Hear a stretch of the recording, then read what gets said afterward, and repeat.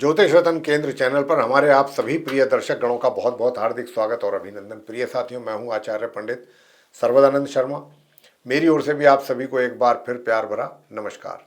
तो प्रिय साथियों, आज की भी चर्चा जो होने जा रही है वो आपके साथ मासिक राशिफल को लेकर के है, यानी कि मंथली राशिफल, जो कि फरवरी 2025 का है। और इस फरवरी 2025 का राशिफल के द्वारा आज हम ये बात जानने की कोशिश करेंगे कि जो हमारे कर्क लगन राशि के जातक हैं, जिनका कि कैंसर असेंडेंट बनता है, उनके विषय में बात करेंगे और जानने की कोशिश करेंगे कि ये फरवरी 2025 आप कर्क लगन राशि के जातकों के लिए क्या लेकर के आ रहा है, क्या विशेष ऐसी चीजें हैं जो आपके जीवन में आने वाली हैं। चाहे वो आपका करियर हो, यानी कि वर्क प्लेस हो, या फिर वो आपके अर्निंग्स हो, धन का लाभ हो, सुख सुविधाएं हो, प्रेम संबंध हो, या फिर वैवाहिक संबंध हो, पारिवारिक संबंध हो, शिक्षा को लेकर के अगर आप स्टूडेंट्स हैं, संतान की द्वारा माता पिता को कैसी स्थिति रहेगी, किस प्रकार के रिजल्ट्स मिलने की बात रहेगी, और अंत में स्वास्थ्य। इन सब बातों पर चर्चा करेंगे। लेकिन जैसा कि आप जानते हैं, ये सारी चीज़ें हमको जो प्राप्त होती हैं हमारे ग्रहों के ही द्वारा प्राप्त होती हैं, चाहे वो शुभ तरीके से हों चाहे अशुभ। तो आइए सबसे पहले ये भी जानने की कोशिश करते हैं कि इस फरवरी 2025 में ग्रहों की स्थिति ट्रांजिट में आसमान में कैसी रहने वाली है, और ये बहुत संक्षेप में आपको जानकारी देंगे। और इसके लिए ठीक हमारे पीछे एक चार्ट डिस्प्ले स्क्रीन पर हो रहा है, उस चार्ट में आप देख पा रहे होंगे। ये चार्ट जो है कर्क लगन राशि के ही जातकों के लिए है, और इसमें इस कर्क लगन राशि के जातकों के चार्ट में ग्रहों की स्थिति को हमने बहुत ही स्पष्ट रूप से दर्शाया गया है हमारे द्वारा।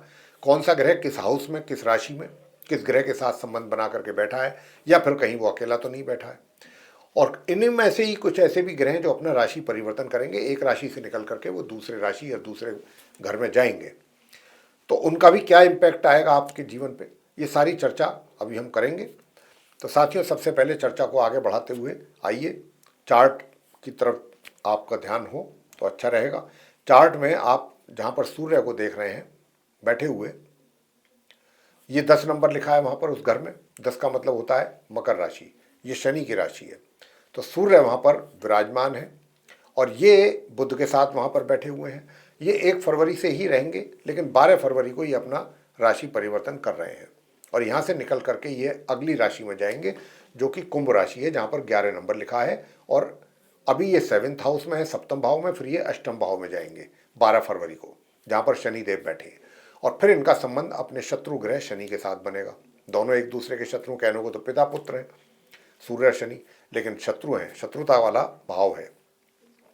तो सूर्य जो हैं वो इस दिन 12 फरवरी को जाएंगे अपनी शत्रु राशि कुंभ में, और शनि के साथ इनका संबंध बनेगा और फिर ये महीने के अंत तक वहाँ रहेंगे। एक बात।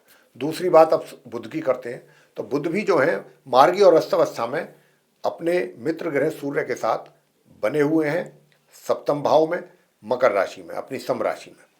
लेकिन 11 फरवरी को यानी कि सूर्य से ठीक एक दिन पहले ये भी अपना राशि परिवर्तन कर लेंगे, सूर्य का साथ छोड़ के चले जाएंगे। कहाँ जाएंगे?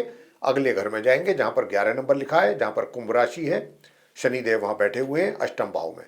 तो 7th हाउस से निकल करके 8th हाउस में चले जाएंगे 11 फरवरी को मार्गी और अस्तवस्था में। लेकिन वहाँ पर जाकर के ये 25 फरवरी को उदय हो जाएंगे, तो मार्गी के साथ साथ उदित अवस्था में भी आ जाएंगे,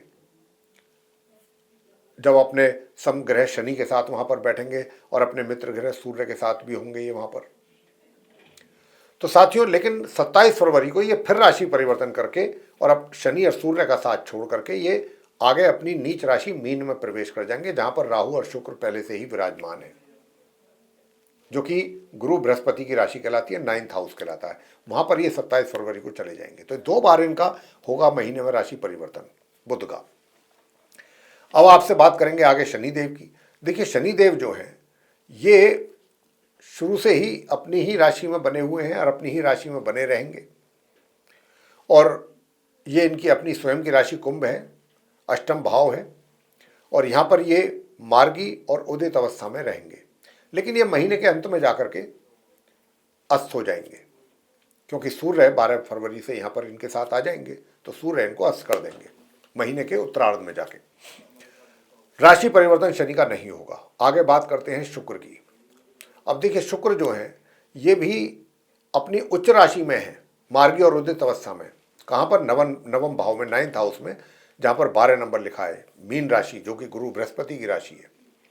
और ये यहाँ पर अपने मित्र ग्रह राहु के साथ बैठे हुए हैं, पूरे महीने इसी प्रकार बने रहेंगे राहु के साथ। और ये राहु और शुक्र की जो युति है ये यहाँ पर पूरे महीने इसी प्रकार बनी रहने वाली है। अब आगे बात करते हैं गुरु बृहस्पति की। तो गुरु बृहस्पति जो हैं ये भी अपनी एक तरीके से शत्रु राशि वृषभ में बने हुए हैं, बने रहेंगे। किसमें? वक्री स्थिति में हैं ये माह के आरंभ से, और उदित अवस्था में, लेकिन उल्टी चाल चल रहे हैं। लेकिन 4 फरवरी को ये जो हैं मार्गी स्थिति में आ जाएंगे, डायरेक्ट हो जाएंगे। तो मार्गी और उदित अवस्था में रहेंगे, अपनी पोजीशन में इनकी सुधार हो जाएगा। कहने को बस शत्रु राशि में जरूर है, शत्रु के घर में रहेंगे, लेकिन अपनी स्थिति उनकी ठीक रहेगी। अब इसके बाद बात करते हैं मंगल की। मंगल जो है वो भी कहने को तो अपनी शत्रु राशि में बैठे हैं, द्वादश भाव में, 12th हाउस में, जहाँ पर मिथुन राशि है। और मिथुन राशि बुध की राशि होती है, ये मंगल की शत्रु राशि कहलाती है। और मंगल भी यहाँ पर उल्टी ही चाल चल रहे हैं, उदित अवस्था में तो हैं लेकिन उल्टी चाल इनकी बनी हुई है। और ये यहाँ पर राशि परिवर्तन नहीं कर रहे हैं, इसी घर में, इसी राशि में बने रहेंगे। 24 फरवरी को ये मार्गी हो जाएंगे। और 24 फरवरी को मार्गी का मतलब डायरेक्ट हो जाएंगे, सीधी चाल चलना आरंभ कर देंगे, रहेंगे इसी राशि में, अपनी शत्रु राशि मिथुन में। अब बात करते हैं अंत में केतु की। केतु जो है वो भी अपनी सम राशि कन्या में बने हुए हैं, 3rd हाउस में, जो कि बुध की राशि है। और ये इसी प्रकार पूरे महीने इस राशि में बने रहेंगे। तो साथियों, ये थी ग्रहों की स्थिति। अब इन ग्रहों की स्थिति के आधार पर ही आप कर्क लगन राशि के जातकों के लिए रिजल्ट्स जो निकल करके आ रहे हैं सामने, उसकी चर्चा आपसे करेंगे। साथ ही अंत में कुछ सरल आसान उपाय भी आपको जरूर देंगे। उन उपायों को अगर आप करते रहेंगे तो आपको उससे अच्छा लाभ प्राप्त होगा। तो ये स्थिति रहने वाली है। क्या रहने वाली है, आइए जानते हैं। सबसे पहले, जैसा मैं कह चुका हूं, आपके करियर को लेकर के बात की जाएगी।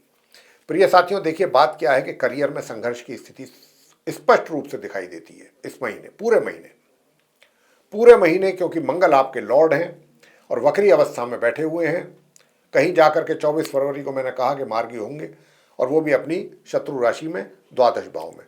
अगर आप यात्राएं भी करते हैं अपने कार्यों के सिलसिले में, तो इस बात का ध्यान रखिए कि इन यात्राओं से भी आपको कुछ परिणाम निकल करके नहीं आएंगे। ये यात्रा भी आपकी एक तरीके से आप यही समझेंगे कि निरर्थक ही रही। कुछ इस प्रकार के रिजल्ट्स ये इस महीने यात्राओं के द्वारा भी, दूर दराज की यात्राओं से भी प्राप्त होने वाले हैं।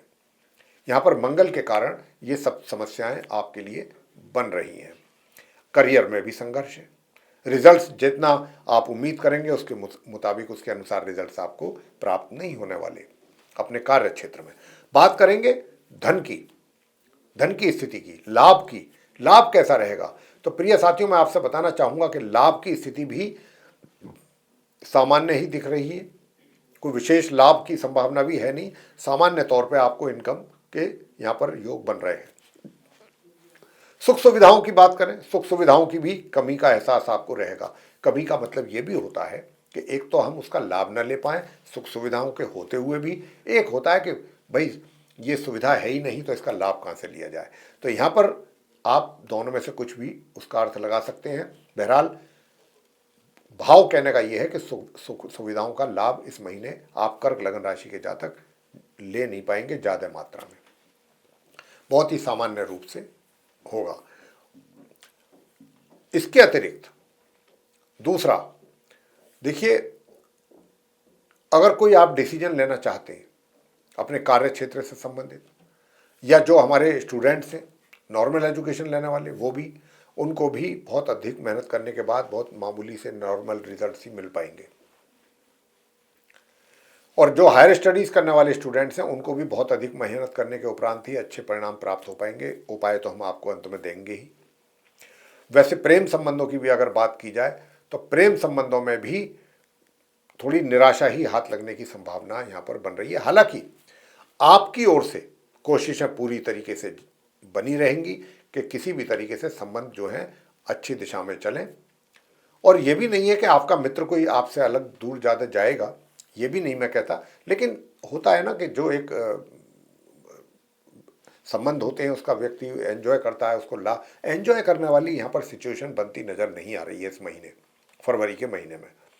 बाकी आपका विचार बहुत अच्छे रहेंगे अपने मित्र के प्रति, हर तरीके से आपका अच्छा रहेगा व्यवहार, सब कुछ ठीक रहेगा। लेकिन जो एंजॉय करने वाली बात होती है, आपके दिल में अपने मित्र के प्रति प्यार के साथ साथ सम्मान भी रहेगा, ये एक बहुत बड़ी बात होती है। लेकिन जो एंजॉय करने वाली बात है वो नहीं रह पाएगी। अब आपसे बात करेंगे वैवाहिक संबंधों की। तो वैवाहिक संबंध भी जो हैं 1 फरवरी से लेके और 11 फरवरी तक तो ठीक रहेंगे, मध्यम रहेंगे। लेकिन उसके बाद आपका जो जीवन साथी है उसके स्वास्थ्य में कमी के बहुत स्पष्ट संकेत हैं। तो आपको रखना होगा माह मध्य से माह के अंत तक अपने जीवन साथी के स्वास्थ्य का विशेष ध्यान। साथियों, आगे बात करते हैं पारिवारिक संबंधों की। पारिवारिक संबंध कैसे रहेंगे? तो पारिवारिक संबंधों को लेकर के भी मैं यही कहूँगा कि कोई विशेष, कोई कॉर्डियल रिलेशन आपके उनके साथ रहें, ऐसी संभावना नहीं है। हाँ, घर के बुजुर्गों के साथ तो मैं कह सकता हूँ कि 12 फरवरी तक तो अच्छे रहेंगे। 12 फरवरी के साथ थोड़ा आपकी अनबन हो सकती है, इसकी भी संभावना है। हालांकि बीच बीच में ये भी कोशिशें रहेंगी कि भाई सब कुछ ठीक रहे, उसके लिए जो कोशिशें की जानी चाहिए वो आपकी तरफ से की जाएंगी। लेकिन कहीं ना कहीं नाराज़गी को दूर कर पाना आपके लिए थोड़ा मुश्किल भरा कार्य रहेगा अपने बुजुर्गों की। और एक बात अच्छी रहेगी कि 12 फरवरी से जो आपके दूसरे फैमिली मेंबर्स हैं उनके साथ जो आपके मतभेद या जो भी परेशानियां हैं उनमें काफ़ी हद तक कमी आएगी। अब आगे बात करेंगे संतान के द्वारा कैसे तो संतान के द्वारा भी कोई बहुत अच्छे मध्यम परिणामों की प्राप्ति का योग मैं कह सकता हूं कि हो पाएगा। माता पिता को स्वास्थ्य की बात करें, भाई स्वास्थ्य का बहुत अधिक ध्यान रखने की आवश्यकता है आप लोगों को। अगर आपने अपने स्वास्थ्य को जरा सा भी इग्नोर किया तो आपके लिए समस्या बन सकती है अपने हेल्थ को लेके। तो हेल्थ को लेकर के बहुत पर्टिकुलर रहना पड़ेगा। हेल्थ आपका कैसे सही रहे इसके लिए मैं उपाय आपको देने वाला हूँ। मैं जो भी अब उपाय दे रहा हूँ इन उपायों को आप करेंगे, क्योंकि मैं ये कह सकता हूँ कि मंथ जो फरवरी का जो महीना है आप कर्क लगन राशि के जातकों के लिए एक एवरेज मंथ जो होता है ना उससे भी थोड़ा नीचे जा करके है, सामान्य से नीचे रिजल्ट्स जो मिल रहे हैं तकरीबन तकरीबन सभी क्षेत्रों में। तो उपाय करना आपके लिए परम आवश्यक है। उपाय क्या करें? एक तो बृहस्पतिवार के दिन केले के वृक्ष की पूजा अवश्य करें अगर अपना स्वास्थ्य अच्छा रखना चाहते हैं। बृहस्पति के दिन सिर्फ वीक में एक दिन। और अगर आप चाहते हैं कि आपके करियर में भी चीज़ें ठीक से चलें, सब कुछ ठीक रहे, तो मैं इतना ही कहूँगा कि आपको कुछ नहीं करना, सिर्फ इस मंत्र का जाप करना, ओम अंग अंगारकाय नमः। बहुत लघु मंत्र है, 1 माला या 3 माला नियमित रूप से कीजिएगा। और साथियों, दूसरा, भाग्य का भी सपोर्ट मिले, हायर स्टडीज़ करने में भी आपको सहूलियत रहे, तो उसके लिए आपको ओम ऐंग ह्रीं क्लीं चामुंडाय विच्चे इस मंत्र की 1 माला या 3 माला नियमित रूप से करें। तो ये आप करेंगे तो आपको बहुत अच्छे परिणामों की प्राप्ति होगी। और माह के मध्य से सूर्य देव को भी, या अगर आप माह के आरंभ से लेकर के पूरे महीने सूर्य देव को जल तांबे के पात्र से देंगे तो आपके लिए बहुत अच्छे परिणाम प्राप्त होंगे। स्नान करते ही बस आपको जल अर्पित करना है तांबे के पात्र से सूर्य देवता को। तो प्रिय साथियों, ये था आप हमारे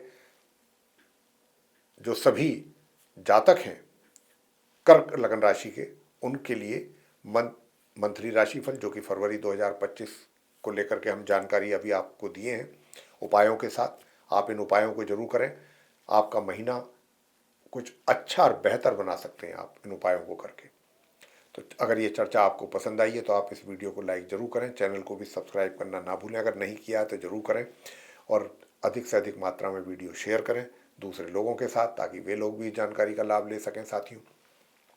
और यदि आप चाहते हैं कि आने वाले दिनों में जो भी वीडियोस हमारे बनेंगे एस्ट्रोलॉजी के टॉपिक पर वे सभी समय रहते और नोटिफिकेशंस के साथ आप तक पहुंच जाएं और आप उनका भी लाभ ले सकें, तो फिर आप बेल आइकन जरूर पुश करें साथियों। इसी के साथ अब हम आपसे इजाज़त चाहेंगे अपने सभी दर्शक गणों से। आप सभी का सहृदय बहुत बहुत धन्यवाद। जय माता दी।